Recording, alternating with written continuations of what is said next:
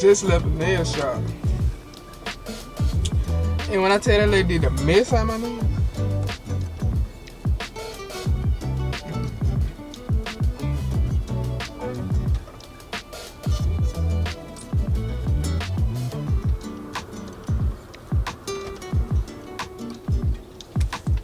She did that.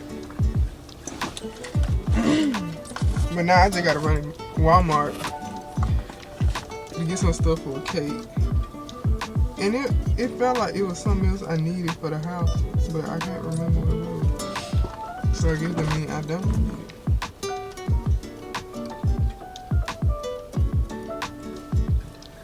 I can't remember what it was.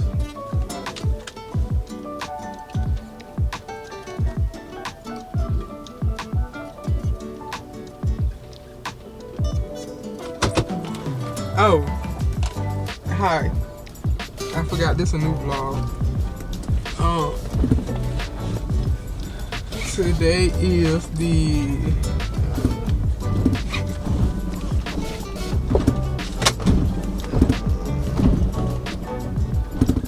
10th. It's April 10th, Monday.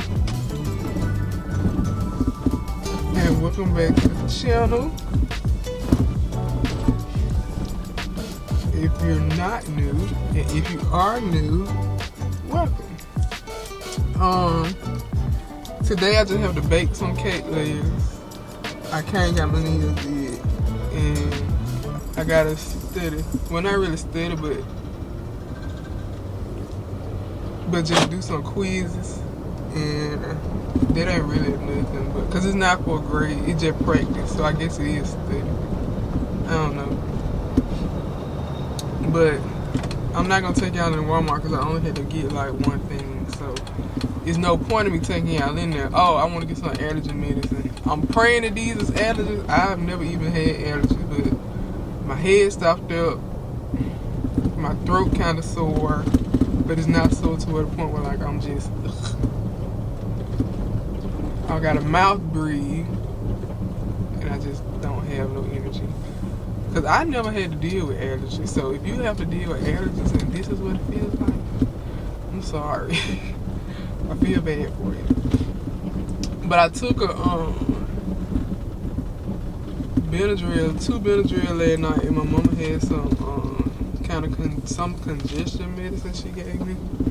And I went to sleep. I did what I had to do and go to sleep. So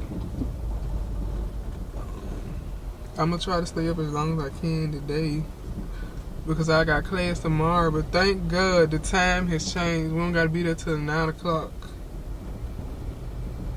So I'm thankful for that. Not having to be there at 8. So now I can leave home at 8. But yeah. I'm trying to debate if I should get some food from over here or not. Y'all, this little old lady y'all want to hit me in her scooter. I'm trying to debate if I'm going to eat over here or not. Because if I do, I really don't know what I eat.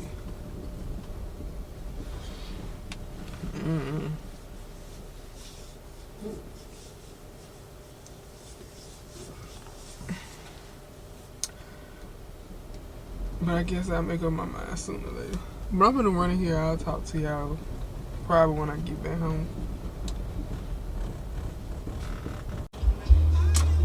I'm being fat. I ain't want to get no food, but like I just had to have something. So I got onion rings and a fudge sundae, which ain't no better.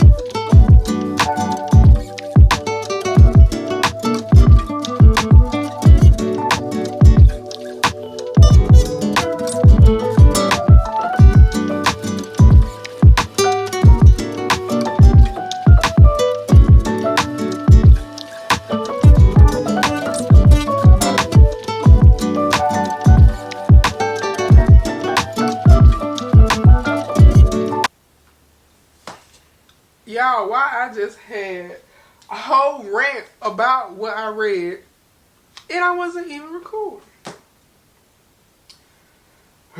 So let me go back. We read 1 Corinthians chapters 1 through 3. I'm upset. Because the stuff I said came off the dome. It was like so natural.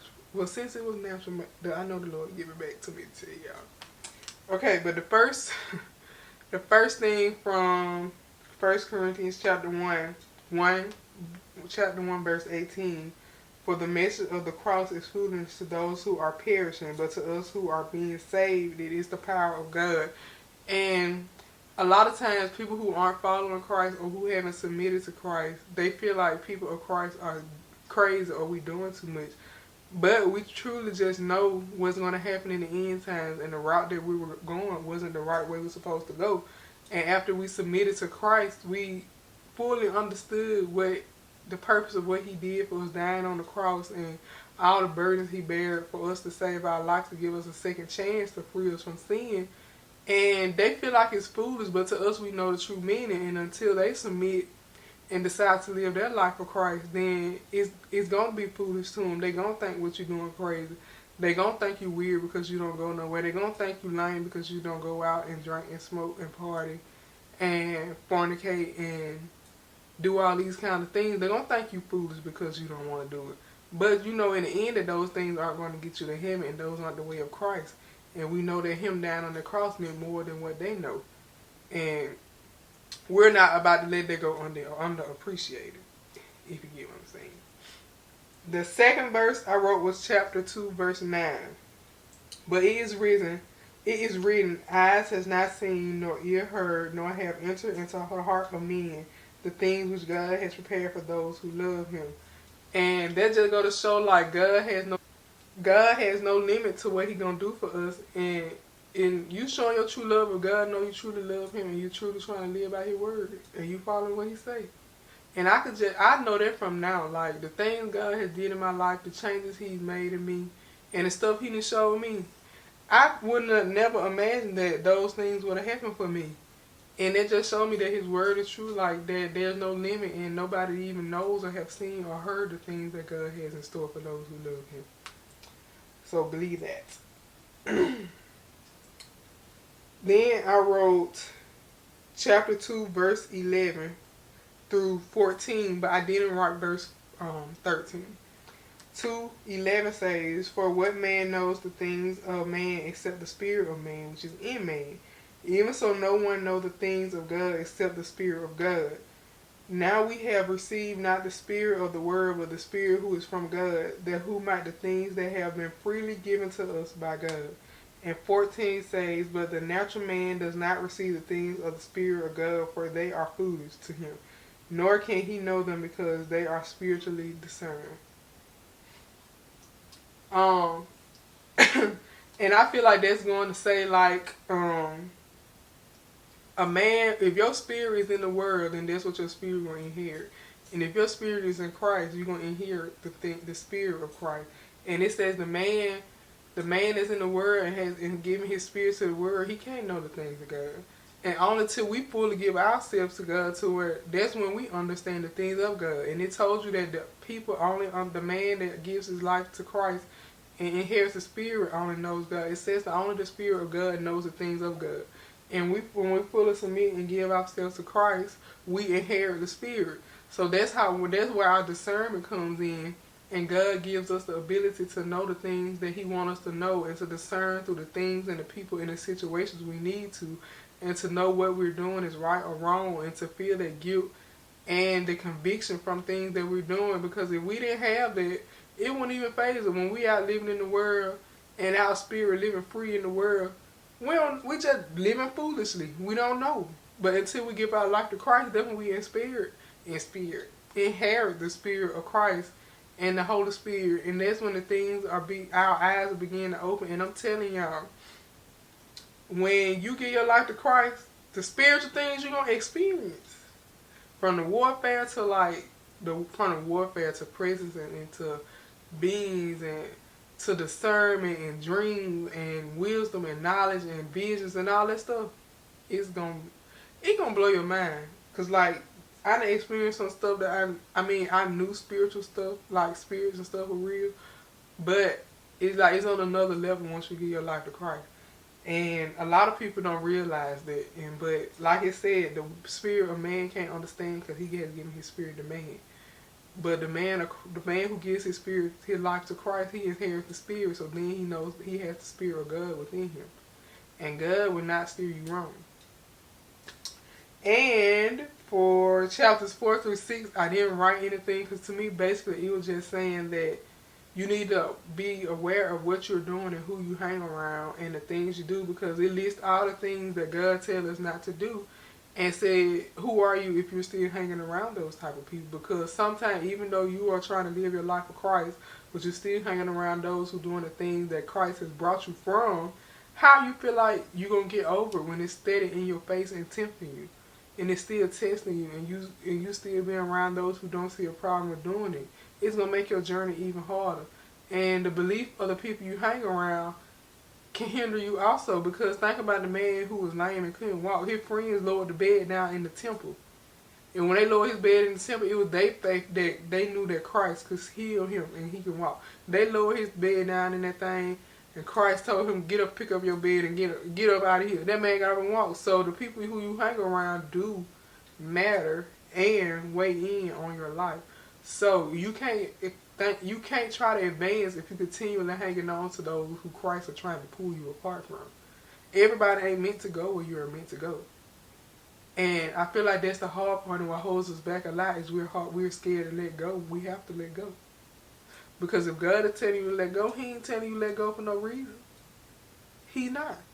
So yeah. That's that for today. And my battery going dead. But I'm finna call Ashley back and we're gonna finish cooking. I'm trying to wait till the chicken get halfway done, then I'm gonna cook the rice and the bros. But yeah, we will be back.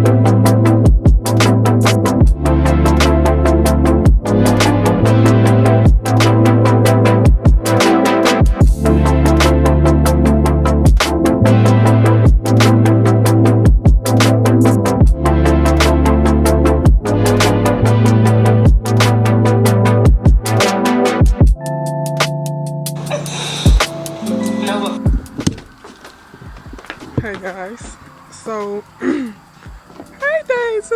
Y'all want to see my dog? Her name is Daisy. Say hi. Say hey. You don't want to? Okay. Her name is Daisy. And that's her buddy Dakota. That's my niece. But I just got done with the cakes. That's Pig. Say hey, Pig. You gonna say hey? Okay. And Bobo, he's stubborn. But I just got done with the cakes. Y'all haven't.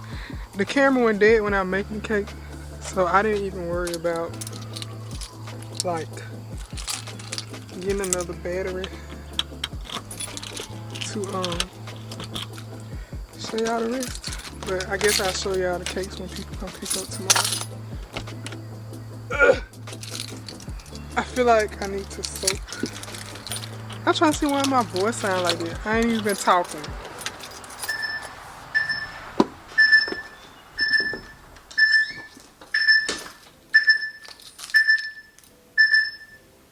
System disarmed. Ready to arm. Oh, yeah.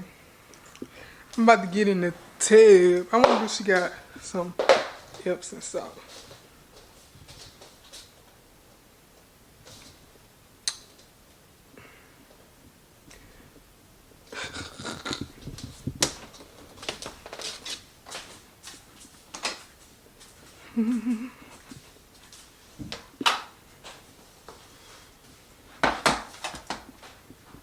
But I want to put some Epsom salt in my water. I'm a little yellow. But I'm scared because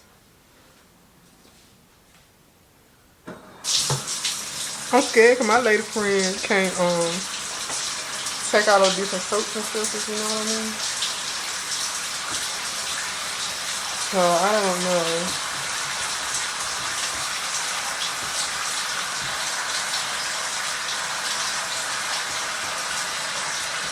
I brought my laptop so I can chill.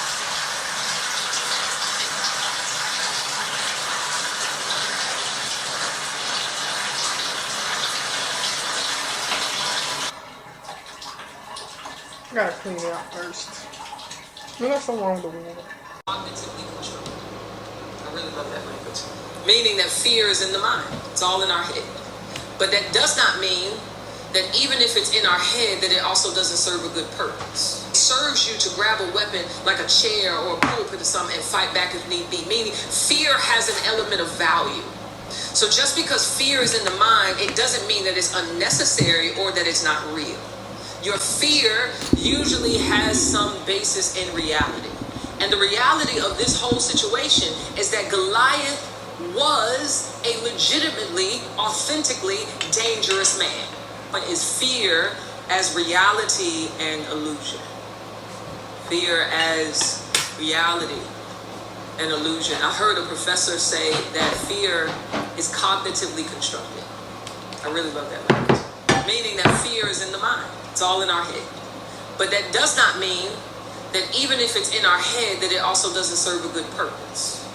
Like if we were ever in a situation where the safety of your body or your family is threatened, going into fight or flight mode in light of fear is actually a wise choice, right? It's the reality of the fear and the illusion of the fear. For example, on my Instagram a while back, I did a Q&A on my stories, and a young lady asked me how she could overcome the fear of having children. In response, I said, you need to process what the reality of the fear is and deal with that accordingly. So is the reality that there is trauma? Maybe she's been negatively affected by some external forces that have somehow ruined a bit of her courage. Maybe it's medical.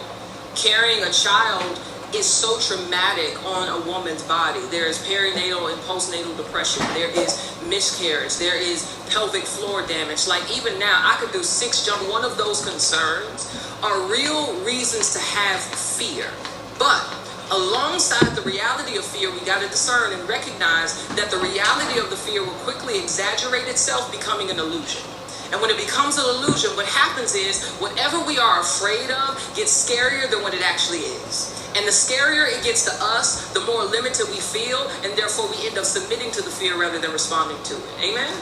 So not only is he a leader, but he's also capable of potentially fighting him because of the way the Lord has made his body. But even though those are facts, when fear becomes an illusion, facts don't actually matter anymore. What you feel starts to rule what you do. A few years ago, I was praying for my friend Dana that she'd moved to St. Louis, or moved from St. Louis to Atlanta. And I knew there would be a lot of opportunities for her there. So after the Lord and me worked on her for a couple months, she was open to the idea. One day I got on the phone and I said something to the point, okay, let's just talk, because I'm the friend that's going to like help you come to truth in Jesus. Like, I'm like, let's talk about it. Like, why you got no urgency to do what the Lord seems to be leading you to do? And I was like, what's keeping you from coming to Atlanta? And she was like, my car is old. I'm like, that ain't got nothing to do with you moving to Atlanta. I was like, okay, so what is... And I'm like, yeah, because at this point, you're just making up things because you're afraid to make a decision. And I think that's what happens to us all, is that fear magnifies the reality of whatever it is that we're afraid of, making it bigger, making it badder, making it scarier, to the point that we become delusional just because we don't want to respond to the fear in front of us. Does it make sense? And so the thing is, to overcome fear the right way, we don't need ego, we don't need pride, we don't need none of that. What we need is reverence. This brings me to my second point. Embracing faithful, he should defy the armies of the living God. Just by looking at these two verses, you can see that Israel and David don't see Goliath in the same way. So I think before we get to the slingshot and the smooth stones, I think it's helpful to get inside of David's mind and how faithful fear and reverence is influencing his perspectives. His perspective is fundamentally different from the men of Israel.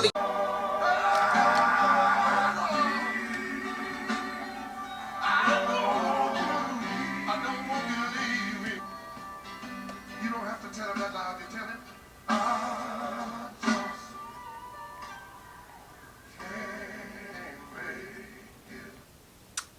Okay, people, today is April 13th, and I'm going to tell y'all what I read.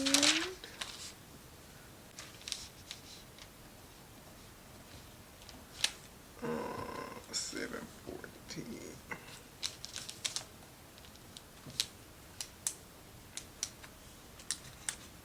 I read 7 through 9 today. And before I go to work, I'm going to tell y'all what I read.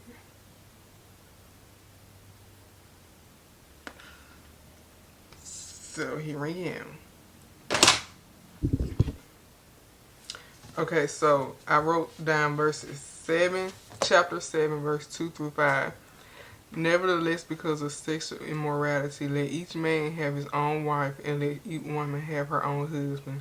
Let the husband render to his wife the affection due to her, and likewise also the wife to her husband. The wife does not have authority of her own body, but the husband does, and likewise the husband does not have authority of his own body, but the wife does. Do not deprive one another except with consent for a time, that you may give yourself to fasting and prayer, and come together again, so that Satan does not tempt you because of lack of self-control. And I feel like that goes to the people that feel like they can just be out here doing what they want to do and sleeping with everybody and sleeping with the same sex and all that stuff. God made man for man, woman for woman. He made us to be husband and wife. He made us to be two people together. Not two people together, but one on sleeping with 5 other people. You know, that's not what he made us to do. He didn't make us to be out here just sleeping with everybody, fornicating and giving ourselves away, because he made us to be as one. And I think, like, a lot of people feel like that. I mean, a lot of people don't believe in soul ties and stuff, but I believe, like, when you have sex with somebody and y'all connect on that level, you then begin to take in some of their spiritual their spiritual strife or the trouble that they're going through, because your life will be fine and like you start messing around with this person and then you like where all this, like your spirit just start being weighed down and like you having feelings that you don't even know where they're coming from because you ain't even going through nothing in your life, and then you always constantly thinking about the hardship of the other person and making excuses for them when in reality that you shouldn't even be making excuses for them. Like their problems start to become your problems when they shouldn't even be your problem because y'all not even married. And a lot of people don't understand that part. Like I feel like, this is just my opinion by the way, I feel like when you get married and you come together as one, I feel like it's talking about when y'all have sex for the first time, and then when y'all make that connection, y'all spirits become one and y'all are intertwined, and y'all supposed to be living to the same purpose with the same beliefs. Both of y'all supposed to be living for God, only serving God and doing and being with each other and on a spiritual connection, because y'all become as one. And everything is one. It's no longer two separate people. Y'all are together for each other in the Lord. And then too, like when you marry, y'all supposed to serve God together. But it did say, but if you, here you go, 7 and 14, for the unbelieving husband is sanctified by his wife, and the unbelieving wife is sanctified by the husband. Otherwise your children will be unclean, but now they are holy. And they're saying, like, even if you run into somebody, y'all married, and then they just be like, I mean, they don't have the same beliefs as you. This is what I feel like it's saying. Like, even if they don't have any beliefs, by you being so believing and honorable to God and so obedient to Him, that your faith saves the other person and saves your whole household. And I feel like, too, that's where it comes into, it really matters of the people you bring in your life and the people you decide to be with for life and the people that you decide to spend your whole life with. Because if what if don't damn one of us believe, both of us just gonna perish? If I can try to bring you to Christ through me and my faith is what will save you and my whole family, then somebody needs to have the faith, you know what I'm saying? So the people you marry, you mess around with, it really do matter. You shouldn't even be messing around with people. Cause like, I had an experience, and me and my brother talked about it. It like, I don't know. And it like God just kept telling me like to leave that person alone. And when I finally left that person alone, my life just changed for the better. Half of the worry that I had was gone. And I realized that half of them problems weren't even mine. It was stuff that this person was going through, but we was on that level till I was feeling all of their sorrow that wasn't even supposed to be mine.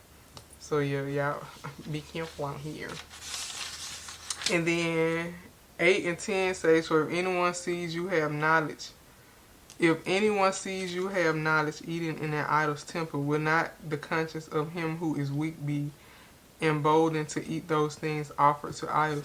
So I feel like they're saying, and then it goes on to say, and because your knowledge shall to the weak brother perish for whom Christ died.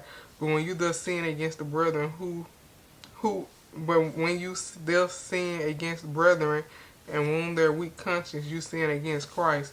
Therefore, if food makes my brother stumble, I will never eat meat again, lest I make my brother stumble. And I feel like they're saying, like, okay, you say you're a follower of Christ, and you're a person of Christ, and this is also in the vlog. I kind of talked about this in the vlog that I'm uploading for this week. And, I mean, that's going to go up before this one. And I feel like they're saying, okay, you say you're a follower of Christ, but you out here doing everything that's against Christ. And you have this person that really wants to follow Christ wholeheartedly.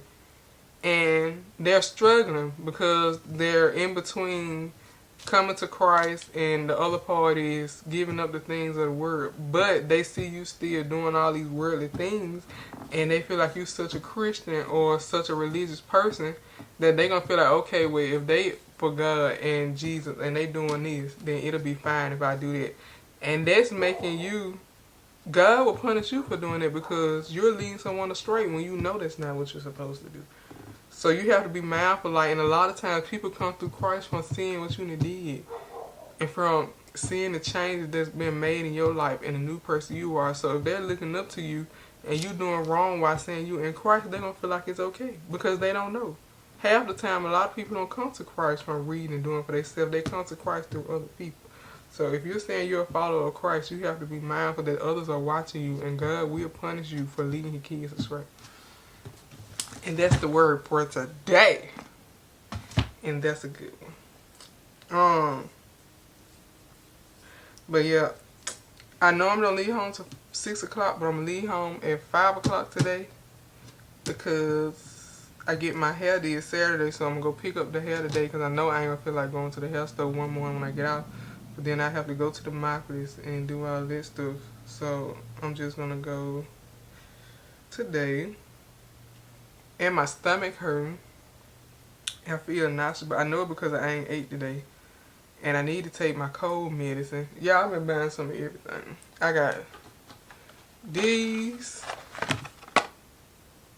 I got Claritin. I got Dayquil. And I got some off-brand Loratadine. And ain't none of it doing nothing. So I don't know if I got the flu or the C word. But I'm feeling better today. My nose just keep running. And it was so because I guess the tissue I was using too rough. But I bought me some Kleenex with the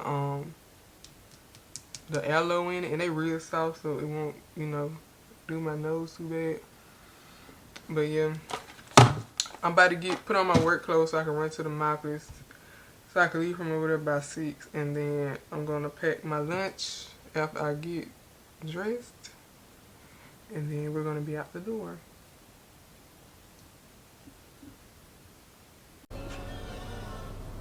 Okay, we're at the bank.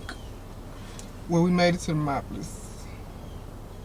I should have figured this out before I came, but I got to get my money out for my tithes because I'm not going to be near another bank before Sunday. So let me see how much I gotta pay. $165. So I gotta do. I'm gonna just take out $170 because I can't do you can't do 5s at the ATM, which is crazy. But I'll use the 5 to get me a snack.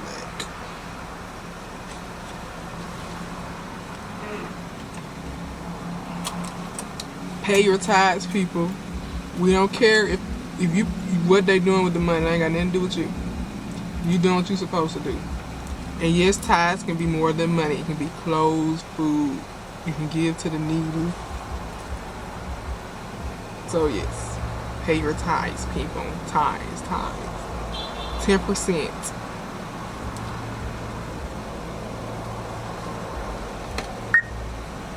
Because I wouldn't have this if he wasn't giving me the ability to go get this.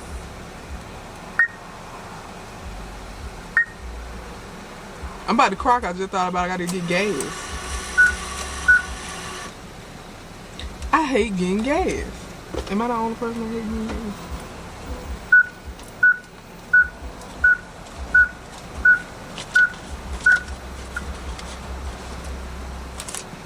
This is for my tires.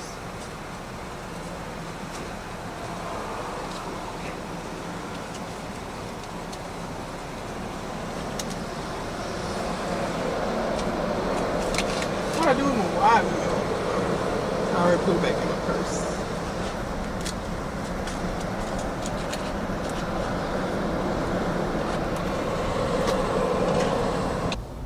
Give back to he who gives to you. It's his anyway. It's his anyway. He letting you borrow it. He's letting you borrow the money. I was gonna go to AT&T and pay my phone bill, but I don't feel like it anymore. So what we're gonna do is we're gonna go to the hair store, then one more. Then we'll come back up and get gas, and then we're going to go to work. Yeah, I'm gonna see if it'll let me pay my phone bill online. Lately, it ain't been letting me do it. Well, the last time I tried, it won't let me pay it. So I'll just try. When I stop at the hair store, I'll go and try. Oh, I could be trying now.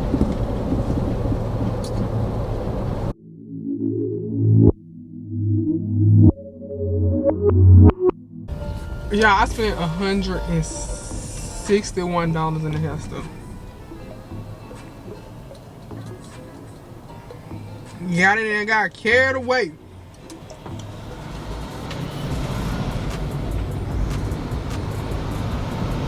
Now I'm trying to see how much money I got. I gotta get gas.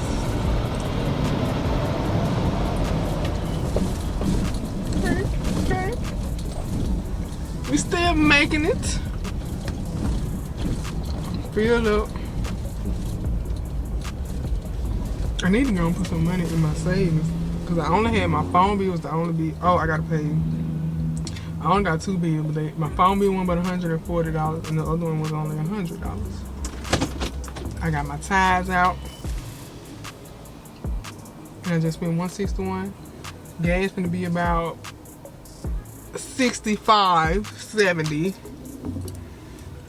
I don't know, let's see. I'm gonna pump this gas.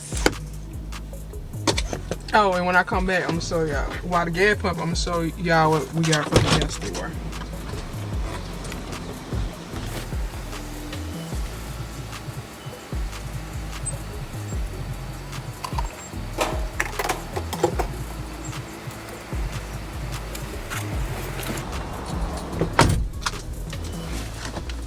Hair store haul. Wait, first I think I should show y'all the hairstyle I want to get.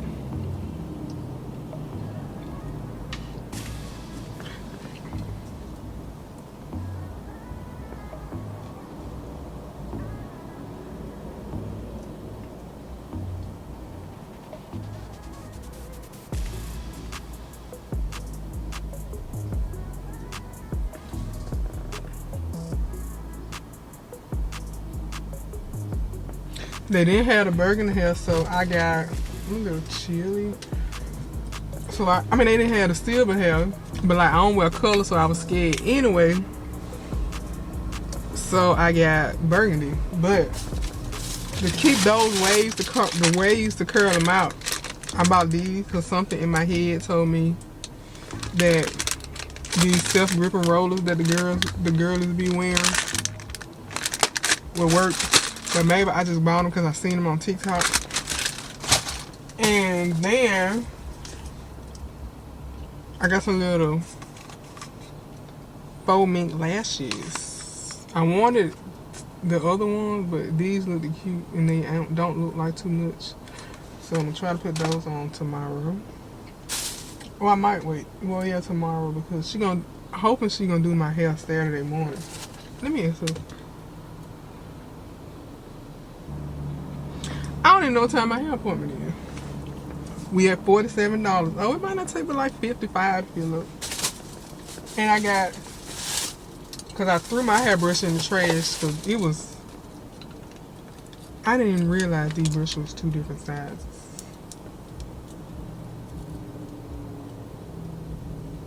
But I had to get some new hairbrushes because the one I had was demolished. And since I'm doing a glue in, this is what we got. But I'm gonna tell her I don't want them edges. I don't want no edges. No edges. And then I got this the burgundy.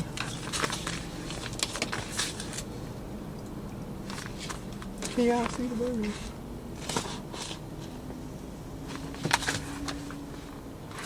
It's burgundy. And then I just got black. Then we got this jumbo shower cam and some jumbo edge control.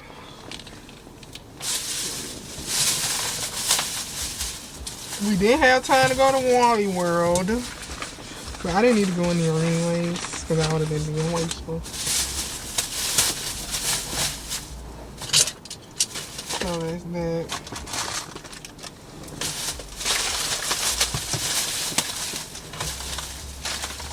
And I'm so glad that girl gave me one bag. Oh yeah, it took $55.59. It was 59 cents over what I said.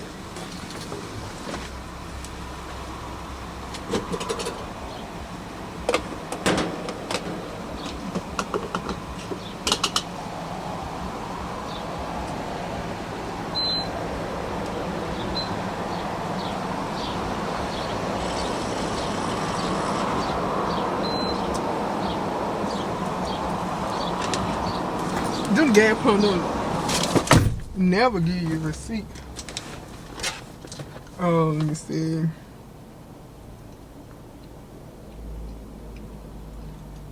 I'm gonna pay the other bill.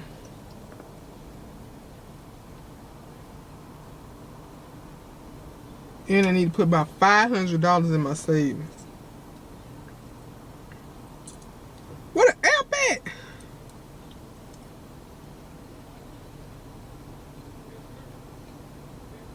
The 13th. It ain't due till the 22nd. You don't skip? No, I'm not gonna pay it.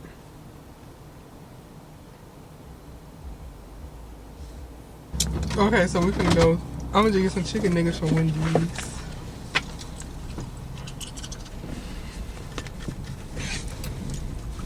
Cause I'm hungry.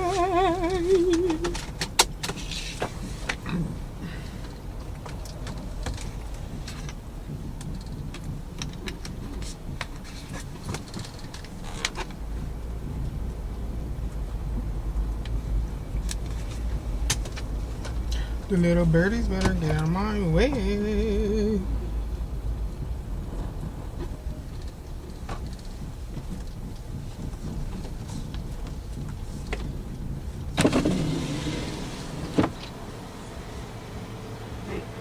Thank you for choosing Wendy's. Is the 10-piece the only nugget y'all offer? I'm sorry, what did you say? Can you only get 10 nuggets? We have the 10-piece, we have 20-piece. Y'all don't have less than 10. We have 4, we have 6. Can I do 6? What's your sauce? Sweet and sour. That be all for you? And can I get a strawberry lemonade? What size? Small. That be all for you? Yes, ma'am. Try mine, please.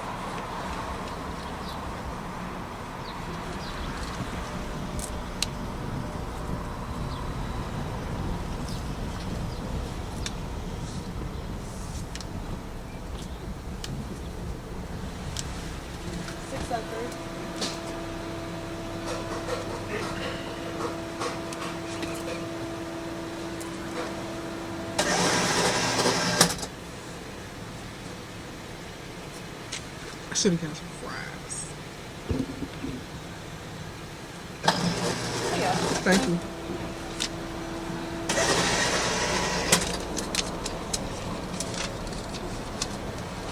Hey, all right. Thank you. Thank you.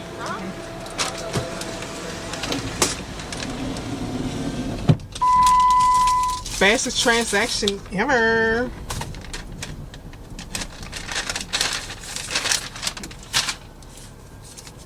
I just need to put a little something on my good. 'Cause I'm hungry.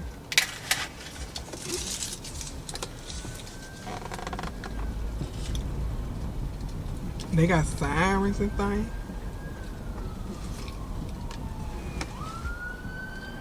Bus and bus. I need to get my car cleaned out.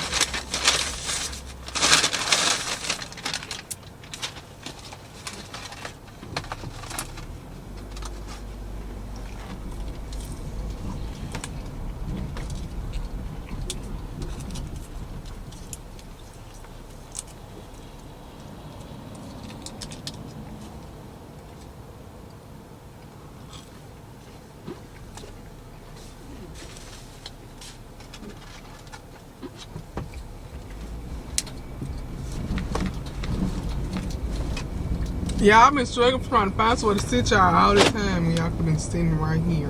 But I don't like how you can see this. But it's okay, I guess.